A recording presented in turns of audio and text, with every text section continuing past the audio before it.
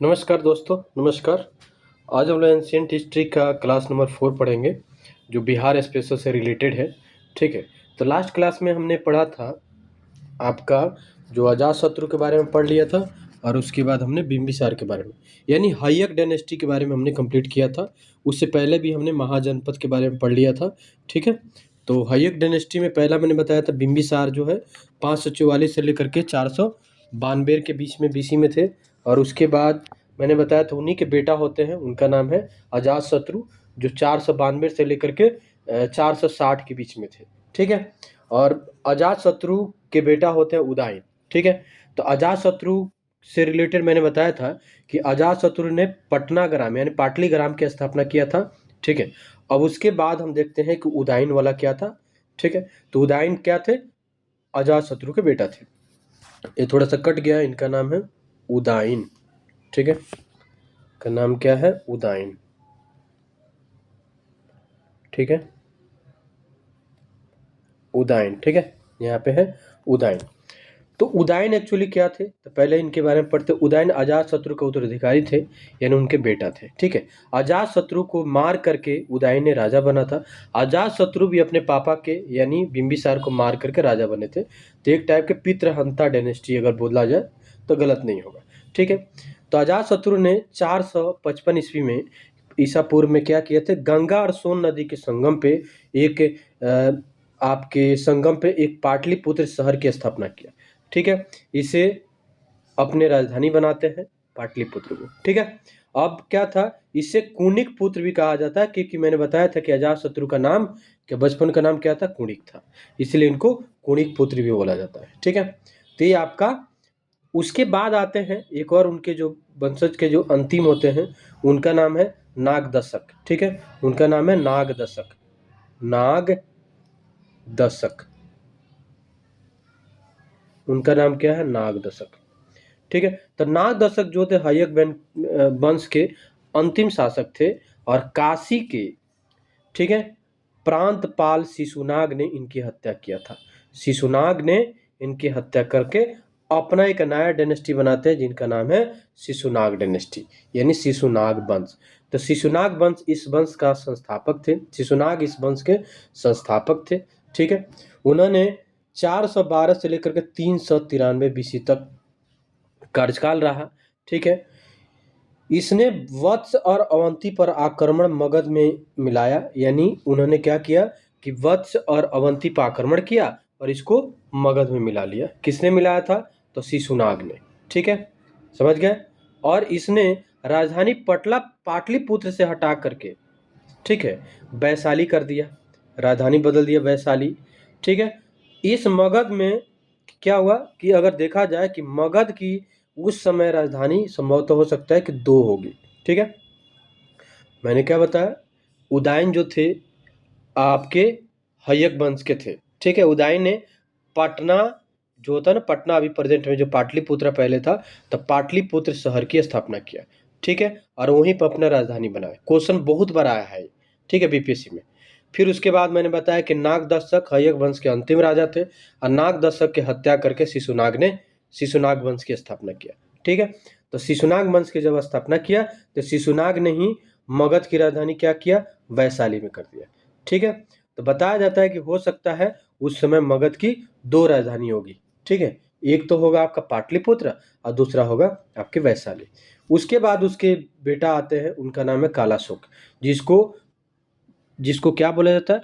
काकवंड बोला जाता है। काकवंड। काकवंड ने बौद्ध संगीति का, दूसरी बौद्ध संगीति की क्या किया था? इसी के समय में जो आयोजन था, बौद्ध संगीति का आयोजन इसने ही कराया था। मान्यताओं के अनुसार बताया जाता है कि महापद्मानंद ने 366 ईस्वी पूर्व में इसकी हत्या कर दी। इसने पाटलिपुत्र को पुनः राजधानी बनाया था। ठीक है, वैशाली से।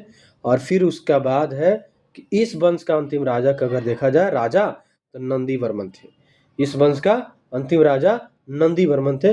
कहीं कहीं महानंदित भी लिखने को मिलता है, यानी देखने को मिलता है कहीं कि महानंदिक। ठीक है, तो नंदीवर्धन क्या थे? आपके शिशुनाग वंश के राजा थे। समझ गए? शिशुनाग वंश के राजा कौन थे? नंदीवर्मन अंतिम थे। उनका नाम कहीं कहीं महानंदिन भी मिलता है। अब उसके बाद मैंने बताया कि आपके 366 में इनकी हत्या कर देते महापद्मानंद। तो महापद्मानंद ने नंद वंश की स्थापना करते हैं। 344 से लेकर के 326 के बीच में इनका काल रहता है। ठीक है, यानी नंद वंश का काल रहता है। ठीक है, 24 के बीच में, 344 से 324 के बीच में। अब आते हैं कि महापद्मानंद जो थे, महापद्मानंद ने शिशु नाग वंश के अंतिम जो राजा थे महानंदीन या नंदीवर्मन की हत्या कर देते हैं और नंद वंश की स्थापना करते हैं। ठीक है, पुराणों में इसे महापद या महाबोधि वंश में उग्रसेन कहा गया। पुराण जो है महापद या महाबोधि वंश में इसको उग्रसेन कहा गया। समझ गया? उसे एकरट, एक छत्रक यानी संप्रभु शासक बोला जाता है। सर्वत्र छत्रक यानी बोल सकते उग्रसेन यानी विशाल सेना रखने वाला, नामों से ही जाना जाता है कि भाई महापद्मानंद विशाल सेना रखने वाला था। हाथी गुफा, अब देखते हैं कि हाथी गुफा अभिलेख के अनुसार इसमें कलिंग पर आक्रमण किया और विजय प्राप्त कर लेता है और वहां से जैन मुनि जो थे ना, जिनसेन की मूर्ति लाते हैं। ठीक है, जैन मुनि जिनसेन की मूर्ति लाते हैं। ठीक है, और ये कहाँ ला करके आते हैं, कहाँ लेकर के आते हैं? तो पाटलिपुत्रा में। समझ गए? तो पाटलिपुत्रा में जिनसेन की मूर्ति कलिंग यानी उड़ीसा, वर्तमान उड़ीसा से किसने लाया था? महापद्मानंद ने। ठीक है, इस अभिलेख के अनुसार बताया जाता है कि महापद्मानंद ने कलिंग में एक नहर की निर्माण कराया था। ठीक है, कलिंग में एक नहर की निर्माण। कौन सा अभिलेख? तो हाथी गुफा अभिलेख। समझ गए? हाथी गुफा अभिलेख। उसके बाद आता है धनानंद। धनानंद बताया जाता है कि नंद वंश का अंतिम राजा था। ठीक है, नंद वंश का अंतिम राजा। सिकंदर यानी अलेक्जेंडर का आक्रमण 324 ईस्वी में इसी के काल में हुआ था। ठीक है, अब आता है कि यहाँ पे भद्रसाल इसके मंत्री थे। ठीक है, बौद्ध ग्रंथ महाबोधि वंश के अनुसार 9 अन्य नंद शासकों की भी चर्चा है, जिसमें प्रमुख पांडुक थे, राष्ट्रपाल थे, भूतपाल थे और भी थे। ठीक है, चाणक्य के साथ जो था, चाणक्य के साथ धनानंद का ही विवाद हुआ, जिसके कारण चंद्रगुप्त मौर्य ने धनानंद को मार करके मौर्य वंश की स्थापना कर देता है। ठीक है, अब आते हैं प्राचीन भारत में विदेशी आक्रमण कब कब हुआ। बताया जाता है कि भारत पर प्रथम विदेशी आक्रमण, ठीक है, करने वाले हखमनी वंश के राजा किए थे। यानी हखमनी वंश के राजा कहाँ के थे? तो पारसिक यानी ईरान वाला क्षेत्र, बैक्ट्रिया जिसको कहा जाता था, उस क्षेत्र के राजा थे हखमनी वंश के राजा। ठीक है, तो बताया जाता है कि पहली बार आक्रमण, विदेशी आक्रमण जो हखमनी वंश के कब हुआ था? तो 551 से लेकर 530 ईस्वी के बीच में। अब एक और पर्सन आते हैं दारा फर्स्ट। दारा सिकोय नहीं है, दारा फर्स्ट, जिसको क्या बोला जाता है? डेरियम प्रथम बोला जाता है। भारत पर सफल आक्रमण करने वाला प्रथम शासक था। ठीक है, और इसी का बेटा होता है जिसका नाम क्या है? जरक्लीज था। इसी के बेटा जरक्लीज। अगर पूछा जाए कि भारत पर आक्रमण करने वाला पहला विदेशी आक्रमण कौन था, तो हखमनी वंश का था। लेकिन अगर पूछेगा कि हखमनी वंश का संस्थापक कौन था, अब यहाँ देखो, हखमनी वंश का संस्थापक अगर पूछा जाए तो संस्थापक था कुरुस था, जिसको साइरस सेकेंड कहा जाता है। कुरुस उसके संस्थापक था। लेकिन अगर पूछा जाए कि भारत पे सफल आक्रमण किसने किया, तो उसका नाम था डेरियस प्रथम। ठीक है, अब आते ईरानी आक्रमण देखते। ईरानी आक्रमण, ईरानी सिखों को सिगलोई बोला जाता था ईरानी में, का प्रचार प्रसार उत्तर पश्चिम भारत से मिला है। यानी बोल सकते हैं कि उत्तर पश्चिम भारत पे ईरानी आक्रमण किए थे और वहाँ पे कुछ एरिया को कब्जा किए होंगे, इसीलिए वहाँ सिक्का मिला है। ठीक है, खरोष्टी और अरेमाइक लिपि जो होता है ना, इसका भी प्रचार होता है। खरोष्टी और अरेमाइक लिपि जो है वो ईरान से आया और इसका भी प्रचार। दारा प्रथम के शासन की तरह अशोक का शासन था। दारा प्रथम जो था ना, बहुत अच्छा था, उसी की तरह बोला जा रहा है अशोक का भी शासन था। ईरानियों के बाद भारत पर यूनानी आक्रमण होता है। यूनान के आक्रमण करता है, तो एक पर्सन थे अलेक्जेंडर थर्ड, जिसको सिकंदर बोला जाता है। उनके गुरु का नाम क्या था? अरस्तु। अरस्तु, इसके पिता का नाम क्या था? फिलिप था। उसने 326 ईसा पूर्व में क्या करता है? 326 ईसा पूर्व में बाल्क के रास्ते काबुल होते हुए भारत पाते हैं। बाल्क के रास्ते, बाल्कन वाला एरिया का, ठीक है, लैंड वाला एरिया से भारत आते हैं। और तक्षशिला के शासक जो थे उस टाइम, तक्षशिला के शासक कौन थे? तो उनका नाम था आम्बिक। ठीक है, आम्बिक थे। आम्बिक ने क्या करता है, उनके आगे आत्मसमर्पण कर देता है। ठीक है, आत्मसमर्पण कर देता है। ठीक है, झेलम नदी के तट पे एक राजा हुआ करता था पंजाब का, जिसका नाम था पोरस। पोरस ने हार नहीं माना और सिकंदर से युद्ध किया। ठीक है, इसे बितस्ता का युद्ध भी बोला जाता है। झेलम को बितस्ता बोला जाता था पहले, या हाई हाइडे स्पीसीज बोला जाता है। हाइडे स्पीसीज का युद्ध भी कहा जाता है। समझ गए? हाइडे स्पीसीज का युद्ध पूछेगा, ये क्वेश्चन बहुत बड़ा है। तो किसके किसके बीच में हुआ था? तो सिकंदर और पोरस के बीच में। पोरस कहाँ का राजा था? तो पोरस राजा था आपका पंजाब का। बताया जाता है, कुछ बुक में बताया जाता है कि सिकंदर ने जब आपको मेसोडोनिया ग्रीस वाला एरिया है, वहाँ से आक्रमण करते हुए पूरा एरिया अफ्रीका सब ईरान और लूटते हुए भारत पे आया, तो बाकी सब राजा क्या किए? आत्मसमर्पण कर देते हैं। ठीक है, आत्मसमर्पण कर देते हैं। लेकिन पोरस जो था, इसने आत्मसमर्पण नहीं किया। ठीक है, इसने लड़ा।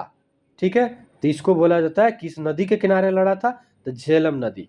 ठीक है, कहीं कहीं पौरिस नदी भी बताता है, पौरिस नदी भी, तो झेलम नदी है, यानी बितस्ता रिवर उसी को कहा जाता है। इसी को हाई डेस्पिज का युद्ध भी बोला जाता है। हाई डेस्पिज बहुत बार पूछा है। ठीक है, हाई डेस्पिज का युद्ध भी बोला जाता है। समझ गए? बताया जाता है कि जब यह आक्रमण किया तो उस टाइम मगध का राजा हुआ करता था धनानंद। ठीक है, यानी नंद वंश का अंतिम राजा। उसी के दरबार में रहते थे चाणक्य यानी विष्णुगुप्त। ठीक है, जिनको कौटिल्य बोला जाता है। तो चाणक्य ने जा करके बोला था, कुछ कुछ जगह पे मिलता है कि धनानंद के बताया कि भाई ऐसे आक्रमण होला, आप तैयार हो जाओ या अपनी सैनिक तैयार रखो कि अगर ऐसा हो भारत पे होगा तो प्रॉब्लम हो जाएगा। बट धनानंद ने अपने जो मगन था अपने अयास वाला जिंदगी में, उसने बेइज्जती कर दिया और चाणक्य को भगा दिया। ठीक है, तो चाणक्य जब गए तो वहीं पर चाणक्य ने कसम खाया था उसके बाद कि भाई जिस दिन मैं लौट के आऊंगा उस दिन तुम्हारा राज खत्म हो जाएगा। ठीक है, तो इस टाइप में बेइज्जती करके इनको भगा दिया। समझ गए? अब आते हैं, ठीक है, सिकंदर ने क्या किया? दो नगरों को बसाया।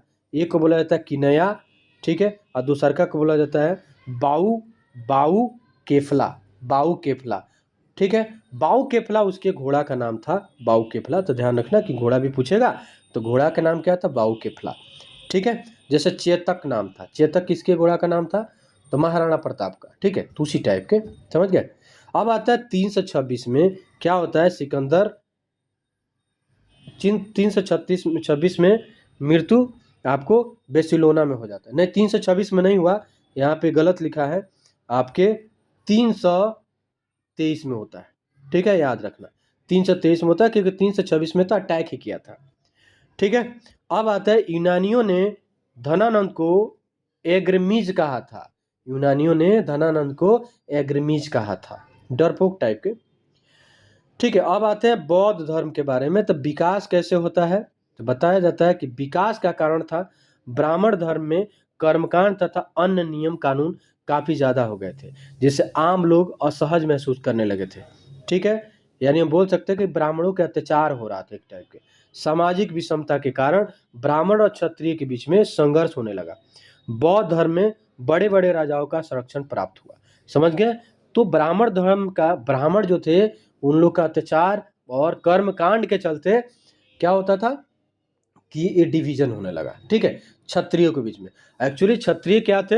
अगर अपने वेदों में देखा जाए तो ब्राह्मण, क्षत्रिय, शूद्र, वैश्य और शूद्र होते हैं, चार होते हैं। तो ब्राह्मण को पूजा पाठ करने और क्षत्रिय को रक्षा करने के बारे में बताया गया। ठीक है, सैनिक से रिलेटेड, और आपके वैश्य को व्यापार ये सब के बारे में, और शूद्र को सेवा करने के लिए। तो ब्राह्मण जो थे वो तो पूजा पाठ से आकर के वो राज्य में आने लगे, राजस्व मतलब राज की बात और राजा महाराजा वाला ये होने लगा। तो इसीलिए क्षत्रिय और उनके बीच में संघर्ष होता है। बताया जाता है कि लगभग डिवीजन जो हुआ, लगभग 60 से 65 ऐसे ऐसे जैसे बौद्ध जैन के तरफ में धर्म उत्पन्न हुआ, बस दो ज़्यादा फेमस हुए। ठीक है, समझ गए? उसका बैकग्राउंड मैंने बता दिया। अब आते हैं कि बौद्ध धर्म के लोकप्रियता का कारण क्या था। इस धर्म में उपदेश लोक भाषा में पाली में बोला जाता था, हिंदी इंग्लिश में नहीं बोला जाता था, ताकि लोगों को समझ में ना आए। जैसे मान लो जिस एरिया जिस क्षेत्र के हो, जैसे कोई आदमी तमिल का है, उसको जाके हिंदी बोलोगे तो उसको जल्दी समझ में नहीं आएगा, लेकिन तमिल बोलोगे उसको जल्दी समझ में आएगा। कुछ आदमी बिहार का है, जैसे मान लो भोजपुरी जिसको आता है, अगर उसको आप जा करके इंग्लिश बोलो, हिंदी बोलोगे थोड़ा बहुत समझ आएगा, लेकिन भोजपुरी में बोलोगे तो ज़्यादा समझेगा। समझ गए। राजकीय संरक्षण, विकास और लोकप्रियता का कारण इसका रहा। ठीक है, समझ गए यहाँ तक। अब आते हैं तीसरा, देखो वर्ण व्यवस्था में, वर्ण व्यवस्था को अस्वीकार किया, यानी वर्ण व्यवस्था क्षत्रिय वैश्य वही सबको अस्वीकार किया, सब बराबर थे। यह धर्म जटिल नहीं था बाकी हिंदू की तरह। महात्मा बुद्ध जो थे इनके संस्थापक थे। गौतम बुद्ध जो थे उनका नाम था गौतम बुद्ध, यानी सिद्धार्थ उनका नाम था, गौतम बुद्ध बाद में पढ़ा ज्ञान की प्राप्ति के बाद। ठीक है, तो संस्थापक थे, उनका बचपन का नाम सिद्धार्थ था, और वो 563 BC में उनका जन्म हुआ, 483 में मरते हैं कुशीनगर में। ठीक है, कुशीनगर में। समझ गया। अगर देखा जाए, देखो यहाँ पे ये भी गलत है, कुशीनगर नहीं होगा भाई, लिच्छवी होगा। ठीक है, आपको लिच्छवी होगा, लिच्छवी में उनका जन्म हुआ था, तिकार देना जन्म स्थान लिच्छवी में। कुशीनगर में डेथ हुआ था, कुशीनगर में क्या हुआ, डेथ हुआ। समझ गए। तो कुशीनगर में उनका डेथ हुआ। उनकी माता जो थी महामाया थी, लालन पालन उनके सौतेली माँ ने मौसी गौतमी प्रजापति ने किया था। ठीक है, पिता का नाम सुधोधन था जो शाक के कुल के क्षत्रिय थे। ठीक है, पत्नी थी कोलीय वंश की राजकुमारी यशोधरा, उनके पुत्र का नाम था राहुल। 29 वर्ष की उम्र में वो घर त्याग किए थे, और 6 वर्ष तपस्या करने के बाद 35 वर्ष में उनको पीपल के वृक्ष के नीचे, कहाँ पे, आपको उर्बेला बोध गया के निरंजना नदी के तट पे क्या होता है, उनको ज्ञान की प्राप्ति होती है। निरंजना को भी फाल्गु नदी कहा जाता है। ठीक है, फाल्गु नदी के तट पर उनको ज्ञान की प्राप्ति, ज्ञान को निर्वाण बोला जाता है, निर्वाण की प्राप्ति होता है। समझ गए। तो निर्वाण की प्राप्ति गौतम बुद्ध को होता है। समझ गए। उनके बाद क्या होता है, बुद्ध मतलब जो ज्ञान की प्राप्ति हो गया तो सिद्धार्थ गौतम बुद्ध बन गए। उन्हीं को बुद्ध भी बोला जाता था, तथागत भी बोला जाता था, इनका नाम दिया गया। पाली भाषा में वो प्रवचन देते थे अपना। ठीक है, पाली भाषा में। महत्वपूर्ण कुछ तत्व है, आपके गौतम बुद्ध ने अनोमा नदी के किनारे पहली बार उन्हें मुंडन कराया था। अनोमा नदी के प्रथम गुरु तो उनका नाम था अलार कलाम, जो साक्य दर्शन की क्या दिया था, सीख दिया था। ठीक है, यानी ध्यान पद्धति के बारे में। अगले उनके गुरु थे जिनका नाम था रुद्रक रामपुत्र, उन्होंने कहाँ मिले थे, राजगृह में मिले थे। अब आते हैं, ज्ञान प्राप्ति के बाद गौतम बुद्ध ने सारनाथ के ऋषिपत्नम के मृगदाव में अपना पहला क्या दिया, पहला अपना उपदेश दिया था। ठीक है, पहला उपदेश वहां दिया था। अब आते हैं, कुछ ग्रंथों के अनुसार गौतम बुद्ध ने 2 व्यापारी तपस्सु और वलिक को अपना ज्ञान दिया था। ठीक है, पहले कुछ ग्रंथ ऐसे बताते हैं कि पहले उन लोगों को दिया था। ठीक है, सारनाथ में दिए गए पहले उपदेश को धर्म चक्र प्रवर्तन बोला जाता है। समझ गए ना, धर्म चक्र प्रवर्तन कहा जाता है। क्लियर। अब आता है कि वैशाली में अपनी मौसी प्रजापति गौतमी को क्या किया, संघ में प्रवेश कराए थे। पहली महिला थी उनकी मौसी, यानी उनकी सौतेली माँ, जो बौद्ध धर्म में क्या किया था, पार्टिसिपेट किया था। ठीक है, संघ में प्रवेश कराया था। बताया जाता है कि यहीं पर आनंद के कहने पर उन्होंने, आनंद जो उनके भाई थे, चचेरे भाई थे, उनके चेला भी थे, तो उनके कहने पर उन्होंने गौतमी को क्या हुआ, संघ में प्रवेश कराया। गौतम बुद्ध उसी टाइम बताए थे कि अगर आनंद से बोले थे कि अगर मान लो कि अब बौद्ध धर्म अगर 1000 साल चलने वाला होगा ना, तो लेडीज को आने से 500 साल ही चलेगा, बताया जाता है। जो अभी आप देख रहे हो कि बौद्ध धर्म क्या बहुत कम है लोग। ठीक है, अब आता है कि इसके बाद बुद्ध ने सर्वप्रथम वर्षा ऋतु श्रावस्ती में बिताया था, और सर्वाधिक उपदेश भी श्रावस्ती में ही दिया था। ठीक है, सबसे ज़्यादा वर्षा ऋतु, ठीक है, और सबसे ज़्यादा उपदेश भी श्रावस्ती में दिया। गौतम बुद्ध उज्जैन में कभी नहीं गए, अवंती जो था ना, अवंती महाजनपद, वहाँ कभी नहीं गए। ठीक है, बुद्ध के घोड़ा का नाम कंथक था। बुद्ध के घोड़ा का नाम क्या था, कंथक। ध्यान रखना, अभी मैंने बताया कि महाराणा प्रताप का नाम घोड़ा का नाम क्या था, चेतक था। ठीक है, तो उसी टाइम में बुद्ध के जो घोड़ा था उनका नाम क्या था, कंथक। ठीक है। बुध के गृह त्याग के समय रथ के जो सारथी थे उनका नाम था चन्ना। समझ गए? जो गृह त्याग किए ना गौतम बुद्ध ने, तो उनको जो इनके फादर उस टाइम नहीं थे, तो उन्होंने रात को ही घर त्याग किया था। ठीक है। अब बताया जाता है कि इन्होंने किसी को बताया नहीं, ठीक है, चुपके से आ गए थे। बुध के गृह त्याग के समय एक्चुअली क्या है कि गृह त्याग यहाँ नहीं लिखना चाहिए, यहाँ लिखना चाहिए कि बुध के जो सारथी थे उनका नाम था चना। एक्चुअली क्या होता है कि जब इनके सारथी, एक बार क्या हुआ कि गौतम बुद्ध जब बच्चे थे तो गौतम बुद्ध के फादर ने अपने बच्चा का कुंडली दिखाया कि मेरे बेटा के भविष्य में क्या है। तो जो पंडित थे उन्होंने बताया कि आपका बेटा नहीं तो बहुत बड़ा चक्रवर्ती राजा बनेगा या बहुत बड़ा भिक्षु बनेगा। ठीक है। अब इनके फादर को डर लगने लगा कि राजा बना तो चलो ठीक है, भिक्षु बनेगा, इसीलिए उनको घर से बाहर नहीं जाने देते थे। लगभग 28-29 साल वो घर से बाहर नहीं गए।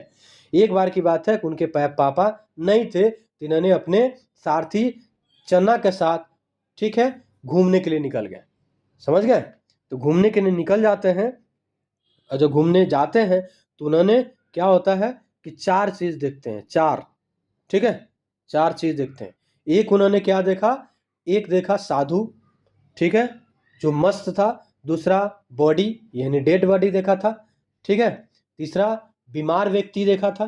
ठीक है, 3 आपके बीमार व्यक्ति, ठीक है। और उसके बाद था वृद्ध व्यक्ति। वृद्ध समझ रहे हो, बीमार और वृद्ध, ये सब 4 चीज देखा था। बूढ़ा आदमी देखा था, ठीक है, बीमार देखा था, और उसके बाद उन्होंने क्या देखा था, आपके डेथ बॉडी देखा था, और साधु देखा था। ठीक है। तो उन्होंने पूछा था कि भाई ये ऐसा आपके बीमार है तो क्या है, डेथ है तो क्या है, इस टाइप के उसके मीनिंग बताए। वो मेंस में हम डिटेल पढ़ेंगे। समझ गए? तो यहाँ तो समझ गए। अब आते हैं उनके चचेरा भाई जो थे, बुद्ध के चचेरे भाई का नाम था देवदत्त। ठीक है, आनंद भी थे लेकिन देवदत्त भी थे। सुजाता किसान की एक लड़की थी। जब बुद्ध को ज्ञान की प्राप्ति हुआ तब पहली बार जो भोजन कराया था चावल और दूध का खीर बना करके, उनका नाम था सुजाता। तो सुजाता टेम्पल भी है, आप देखोगे बोध गया में जाके सुजाता का एक मंदिर भी बना हुआ है। वहाँ पर कॉरिडोर बना है, मंदिर आपके बौद्ध स्थल से लेकर के सुजाता मंदिर के बीच में। ठीक है, समझ गए? बुद्ध के अन्य नाम थे गौतम, सिद्धार्थ, शाक्य, ठीक है, तथागत, ये सब और भी नाम थे। समझ गए यहाँ तक? क्लियर? अब आते हैं बौद्ध धर्म के दर्शन में। देखते हो कि अष्टांगिक मार्ग हैं। अष्टांगिक मार्ग मतलब 8 मार्ग होता है उनके धर्म में। ठीक है, अष्टांगिक मार्ग आगे बताऊंगा मैं क्या क्या है। फिर यहाँ देखो महापरिनिर्वाण होता है, जहाँ डेथ को बोला जाता है महापरिनिर्वाण। ज्ञान की प्राप्ति को बोला जाता है धर्म चक्र परिवर्तन। ठीक है, निर्वाण का मतलब समझते हो, यहाँ पे जो वो दे रहे थे, क्या बोलते हैं, पूजा पाठ जो कर रहे थे उसको। महाविनिष्क्रमण आप समझते हो कि उन्होंने जो घर त्याग किया था उसको बोला जाता है महाविनिष्क्रमण। ठीक है, महाविनिष्क्रमण घर त्याग। और यहाँ पे हाथी वाला देख रहे हो ना, तो हाथी वाला आपके फूल और कमल के फूल ये सब बताया जा रहा है। तो एक लुम्बिनी वन नेपाल में है, और ये 563 ईस्वी है, जो हाथी को बता रहा है जन्म से रिलेटेड है। ठीक है, समझ गए यहाँ पे? ठीक है, यहाँ पे जो फोटो दिया देवदत्त का है, उनके चचेरा भाई थे। ठीक है, और प्रमुख ये सब थे। ठीक है, अब आते हैं यहाँ पे। तो 4 आर्य सत्य है। एक होता है जीवन दुखों से भरा है, दुख का कारण है, और एक को दुख को समाप्त किया जा सकता है, और दुख को समाप्त करने के रास्ते अष्टांगिक मार्ग है। उन्होंने बताया कि जीवन दुख से भरा हुआ है। ठीक है, सबम दुखम बोला जाता है। दुख का कारण दुखम समुदाय, और दुख को समाप्त किया जा सकता है इच्छाओं पर विजय पाकर। जितना इच्छाएं कम रखोगे दुख कम होगी, ज़्यादा इच्छा रखोगे ये पाना है वो पाना है XYZ, ज़्यादा दुख होगा, नहीं मिलेगा तो बहुत प्रॉब्लम होगा। इसीलिए इच्छा को सीमित रखो। ठीक है, दुख को समाप्त करने का रास्ता जो बताया उन्होंने अष्टांगिक मार्ग, 8 मार्ग बताया था। पहला उन्होंने बताया था कि सम्यक दृष्टि, दृष्टि रखो, संकल्प, वाणी, कर्म, आजीविका, व्यायाम।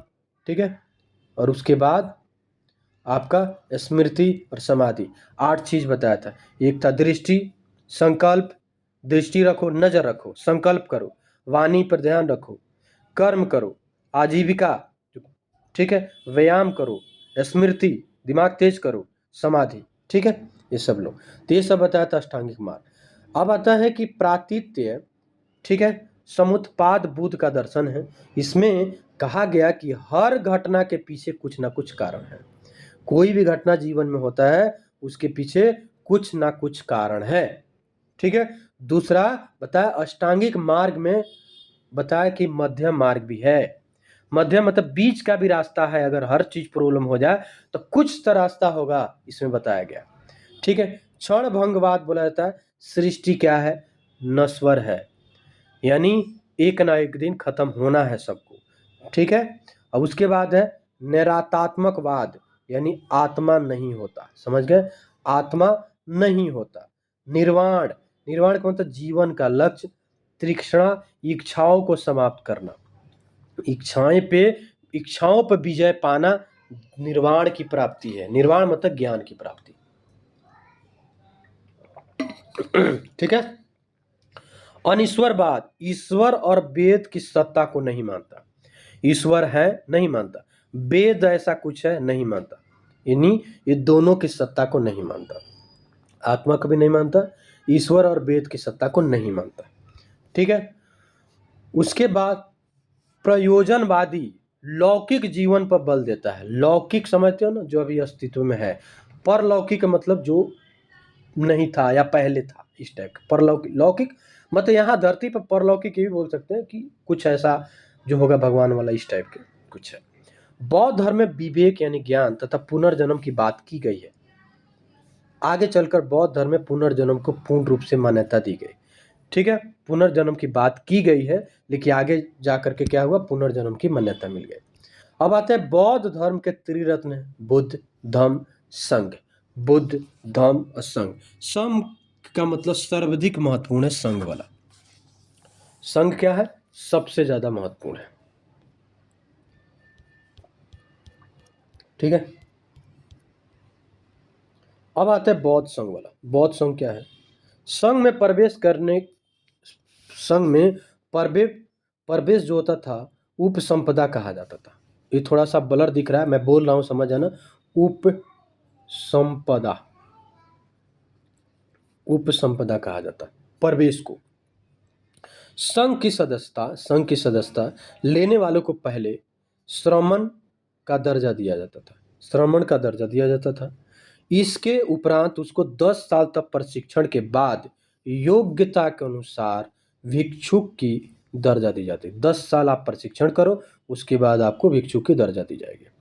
बौद्ध संघ में भिक्षुक बनने की न्यूनतम आयु 20 साल थी, अर्थात पूर्ण सदस्य हेतु न्यूनतम 20 वर्ष की होनी चाहिए।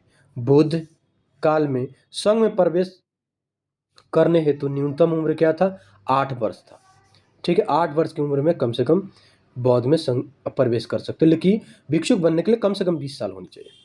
बौद्ध संघ में चोर, अपराधी, रोगी, अऋणी व्यक्ति या सैनिक का प्रवेश वर्जित था, ये लोग प्रवेश नहीं कर सकते थे। महिला और शूद्र समुदाय बौद्ध धर्म की ओर सर्वाधिक आकृष्ट हुआ। एक्चुअली महिलाओं के ऊपर भी अत्याचार होता था, जो ब्राह्मणवादी थे महिलाओं के ऊपर भी अत्याचार था, समझ गया। शूद्र को सेवा करने की ही बात किया, अभी भी देखते हो ना, शूद्र जहाँ है जो अभी एससी कैटेगरी में आते हैं, ठीक है। अब ब्राह्मणवादी में आप देखते हो कि हमेशा वो चलता रहता है, ठीक है। अब आता है वैशाली में क्या होता है। वैशाली में शिष्य आनंद के कहने पर संघ में महिलाओं की प्रवेश दिए, परंतु प्रारंभिक स्तर पर महिला संघ को पुरुष संघ से अलग रखा गया। मैंने बताया था ना कि गौतमी जो थी उनको प्रवेश कराया संघ। अब आता है कि संघ का स्वरूप लोकतांत्रिक था। संघ के प्रधान की नियुक्ति समस्त भिक्षुओं के मत के बाद होता था, परंतु संघ में प्रवेश और बहिष्कार का अधिकार प्रधान को नहीं दिया जाता था, बल्कि यह अधिकार संघ के वृद्ध लोगों का था कि किसको हटाया जाए, किसको रोका जाए, समझ गए। बहुत अच्छा था क्योंकि ज्ञानी थे वो लोग। अब आता प्रत्येक 15वें दिन अमावस्या पूर्णिमा के शाम एक सभा बुलाई जाती थी, ठीक है, जिसे उपोषथ कहा जाता था। इसमें पतिमोक्ष की पाठ पढ़ाया जाता था। पतिमोक्ष हो गया। विनय पिटक की मठ संबंधी सूची थी, जिसमें 226 प्रकार की अपराध और उनके प्रायश्चित की बात किया गया था, पतिमोक्ष बोला जाता था, ठीक है। इस सभा में उपोषक प्रत्येक भिक्षु अपने पाप को स्वीकार करता था, ठीक है, अब प्रायश्चित करता था। अब पाप गंभीर होने पर इसका निर्णय वृद्ध जो लोग थे वो करते थे, ठीक है। अब आता है कि बौद्ध धर्म में भिक्षु वर्षा काल को छोड़कर पूरे वर्ष भ्रमण करते थे और उपदेश देते थे, ठीक है। वर्ष में भिक्षुओं को एक ही स्थान पर रहना पड़ता था, जिसे ब्रसम बोला जाता था, ब्रसम बोला जाता था, ठीक है। ब्रसम, ये वर्ड पूछ देगा कि ब्रसम क्या है, ठीक है, समझ गया ना यहाँ तक। ब्रसम पूछ देगा कि भाई ब्रसम क्या होता है, ठीक है, उपोषक क्या होता है, इस टाइप के, ठीक है। अपनी गलतियों को स्वीकार करते थे, फिर उनको प्रायश्चित की भ्रमण करने किया जाता था, यानी प्रायश्चित होने के बाद, प्रायश्चित करने के बाद उनको भ्रमण पर निकलने दिया जाता था। अब आता है कि त्रिपिटक, इसको बोला जाता है त्रिपिटक, त्रिपिटक, ठीक है। त्रिपिटक क्या था? इसमें तर्क संवाद के रूप में बुद्ध के सिद्धांतों का संग्रहण किया गया। त्रिपिटक में तर्क संवाद की बात किया गया, तर्क यानी बुद्ध की, ठीक है। अब उसके बाद आता है, त्रिपिटक के बाद आता है विनय पिटक। विनय पिटक में क्या हुआ, इसमें वासियों हेतु, जो भी वासी थे, उनको आचरण और मठ के आचरण और नियम के बारे में बात किया गया। अनुशासन की टोकरी कहा जाता है इसको। अभिधम पिटक में क्या हुआ, बुद्ध के शिक्षाओं की बात किया गया। त्रिपिटक में तर्क और संवाद की बात किया गया। विनय पिटक में रूल रेगुलेशन से रिलेटेड है। अभिधम पिटक में बुद्ध के शिक्षाओं की दार्शनिक संख्या दी गई, व्याख्या की गई। अब आते हैं, 4 बौद्ध संगीति होते हैं, 4। पहला बौद्ध संगीति, ये इंपॉर्टेंट है, 483 में शासक था हय्यक वंश का, जिसका नाम था अजातशत्रु। अध्यक्ष कौन थे? महाकश्यप, ठीक है। स्थान कहाँ हुआ? राजगृह में, सप्तकर्णी गुफा के नजदीक, ठीक है। इसमें बौद्ध भिक्षु हेतु नियम का पालन करने के लिए विनय पिटक और बुद्ध की शिक्षाओं के संग्रह के लिए सूत पिटक की रचना की गई। इसी में विनय पिटक और सूत पिटक की रचना की गई, ठीक है। द्वितीय बौद्ध संगीति 383 लगभग 100 साल बाद होता है। इनके शासक कौन थे? कालाशोक। मैंने कालाशोक बताया, कालाशोक कौन थे भाई? कालाशोक वही थे शिशुनाग वाले, ठीक है। उसके बाद इसके अध्यक्ष कौन थे? तो सबकामी थे या साबक मीर थे, इसका नाम था साबक मीर, ठीक है। वैशाली में इसका हुआ था सेकंड।